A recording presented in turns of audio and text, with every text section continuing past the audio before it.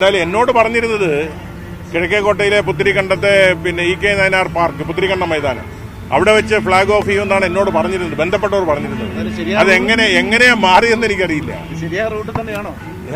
ശരിയായ റൂട്ടിലേ പോവുള്ളൂ. ഏതായാലും കണ്ടപ്പോ എന്റെയും കൂടെ കുഞ്ഞായതുകൊണ്ട് ഒന്ന് ഇറങ്ങി നോക്കാതിരിക്കാൻ പറ്റൂലല്ലോ. അതുകൊണ്ട് ഞാൻ വന്ന് കണ്ടെന്നേ ഉള്ളൂ. എന്തായാലും ഞാൻ ട്രാൻസ്പോർട്ട് മന്ത്രിയായിരിക്കുമ്പോ സ്മാർട്ട് സിറ്റിയുമായിട്ട് ബന്ധപ്പെട്ട് ചർച്ചകൾ നടത്തിയതിന്റെ ഫലമായിട്ട് 100 കോടി രൂപ അനുവദിച്ചതിന്റെ ഫലമായിട്ടാണ് 103 ഇലക്ട്രിക് ബസ്സുകളും 2 ഡബിൾ ഡെക്കർ ബസ്സുകൾ, ഇലക്ട്രിക് ഡബിൾ ഡെക്കർ ബസ്സുകളും വാങ്ങാൻ തീരുമാനിച്ചത്.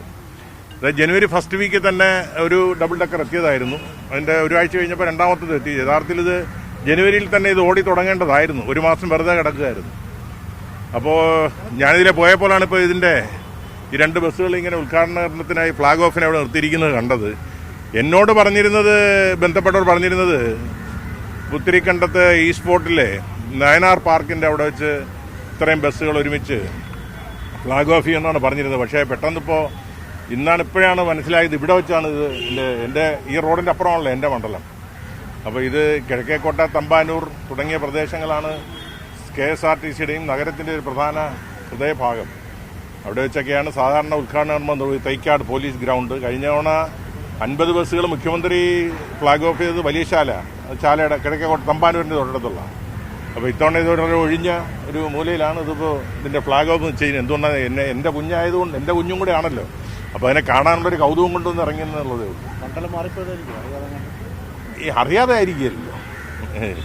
ഏതായാലും എന്റെ മണ്ഡലം മാറ്റാൻ ഒക്കില്ല. കാരണം തിരുവനന്തപുരം MLA എന്നുണ്ടെങ്കിൽ സിറ്റിയുടെ 28 വാർഡുകളും ഉൾപ്പെടുന്നതാണല്ലോ തിരുവനന്തപുരം മണ്ഡലം. തമ്പാനൂർ ബസ് സ്റ്റേഷനും കിഴക്കേക്കോട്ട ബസ് സ്റ്റേഷനും ഇനി അവിടെ നിന്ന് മാറ്റാൻ ഒക്കില്ല.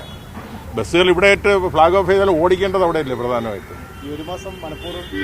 അല്ല, 1 മാസം എന്തിനാണ് ഡിലേ വരുത്തിയതെന്ന് എനിക്കറിയില്ല. 1 മാസം മുമ്പ് ഇത് ഫ്ളാഗ് ഓഫ് ചെയ്യാൻ ജനുവരി ഫസ്റ്റ് വീക്കിൽ വന്നതാണ്.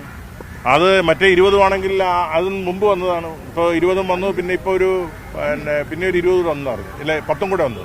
അപ്പോൾ 30 ഇനി 23 ബസ്സുകൾ കൂടെ വരാനുള്ളൂ. അതും കൂടെ ആകുമ്പോൾ 53 53 ഈ 2 ഡബിൾ ഡെക്കറും കൂടെ ആകുമ്പോൾ 55 ബസ്സുകൾ.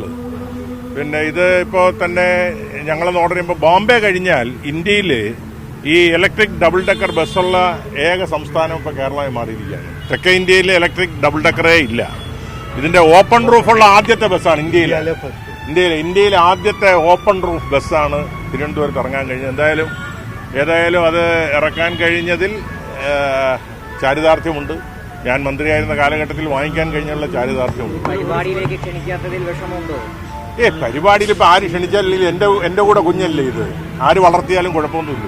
ഒരു സർക്കാരിന് ഒരു നയമാണല്ലോ, മന്ത്രി വെച്ച് മന്ത്രി മാറുന്നതുകൊണ്ട് അതിന്റെ രീതികളും കാര്യങ്ങളൊക്കെ അങ്ങനെ മുൻമന്ത്രിയോട് അങ്ങനെ ഒരു വൈരാഗ്യം വെച്ച് പുലർത്തേണ്ട കാര്യമുണ്ട്? അങ്ങനെയൊന്നും വൈരാഗ്യമുള്ളതായിട്ടൊന്നുമില്ല. പക്ഷേ ഇപ്പൊ ഇലക്ട്രിക് ബസ് ഫ്ളാഗ് ഓഫ് ചെയ്യല്ലേ, അല്ലാതെ ഇലക്ട്രിക് ബസ് ആയതുകൊണ്ട് ഫ്ളാഗ് ഓഫ് ചെയ്യാതിരിക്കുന്നില്ലല്ലോ. മന്ത്രിയുടെ മണ്ഡലം, മുൻമന്ത്രിയുടെ മണ്ഡലത്തെ മനഃപൂർവ്വം മാറ്റിയതല്ലേ? അല്ല, അതെനിക്കറിയില്ല. എന്തായാലും എന്നോട് പറഞ്ഞിരുന്നത് കിഴക്കേക്കോട്ടയിലെ പുത്തിരിക്കണ്ടത്തെ ഇ.കെ. നായനാർ പാർക്ക്, പുത്തിരിക്കണ്ടം മൈതാനം, അവിടെ വെച്ച് ഫ്ളാഗ് ഓഫ് ചെയ്യുമെന്നാണ് എന്നോട് പറഞ്ഞിരുന്നത്, ബന്ധപ്പെട്ടവർ പറഞ്ഞിരുന്നത്. അത് എങ്ങനെയാ മാറിയെന്ന് എനിക്കറിയില്ല. ശരിയായ റൂട്ട് തന്നെയാണോ? ശരിയായ റൂട്ടിലേ പോവുള്ളൂ. ഏതായാലും കണ്ടപ്പോ എന്റെയും കൂടെ കുഞ്ഞായതുകൊണ്ട് ഒന്ന് ഇറങ്ങി നോക്കാതിരിക്കാൻ പറ്റൂലല്ലോ. അതുകൊണ്ട് ഞാൻ വന്ന് കണ്ടെന്നേ ഉള്ളൂ. എന്തായാലും വളരെ മനോഹരമായിരുന്നു. എനിക്ക് സന്തോഷമാണ്. കാരണം ഞാൻ ഇരുന്ന കാലഘട്ടത്തിൽ വാങ്ങിച്ച ബസ്സുകളാണല്ലോ ഇത്. അത് പിന്നെ ഇറങ്ങുമ്പോ ഒരു നല്ല ഡെലിവറി അടക്കുമ്പോൾ ഒരു അച്ഛനുണ്ടാകുന്നൊരു സന്തോഷമുണ്ടല്ലോ, അതിപ്പോ എനിക്കുണ്ട്. രണ്ടാം അച്ഛനാണ് ഇനി വന്ന് ഉദ്ഘാടനം ചെയ്യുന്നത്. ഏതച്ഛനായിരിക്കുമെന്ന് എനിക്കറിയില്ല. മതിയല്ലോ, ഓക്കെ.